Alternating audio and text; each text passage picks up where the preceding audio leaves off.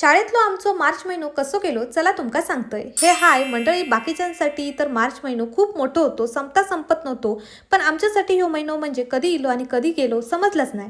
ह्या शैक्षणिक वर्ष संपूक आता फक्त एकच महिनो राहिलो हा।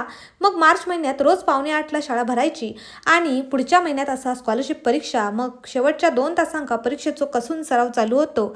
आमची शाळा 10वीच्या बोर्ड एक्झामचा सेंटर, त्यामुळे काही शिक्षकांका सुपरविजन असायचा, मग ते लेट यायचे पेपरच्या टायमिंगला, त्यामुळे ह्या महिन्यात आमची एकमेकांशी भेट कमीच व्हायची। तरी पण सगळे उपक्रम कार्यक्रम व्यवस्थित पार पडले।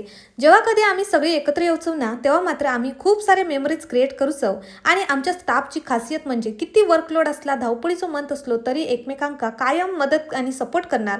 त्यामुळे वाडा हायस्कूल सारखो स्टाफ माका खयच भेटणार नाही आणि अशी शाळा पण खय भेटणार नाही। ह्या महिन्यात मनात एक गोष्ट लागली, ती म्हणजे 9वीतली पोरा कधी 10वीत गेली समजलाच नाही, पण त्यांका मी कधीच विसरणार नाही। कुबल सरांनी मंथ एंडची ही आमका पार्टी दिलानी आणि अशा प्रकारे आमचो मार्च महिना संपलो अगदी आनंदात आणि उत्साहात।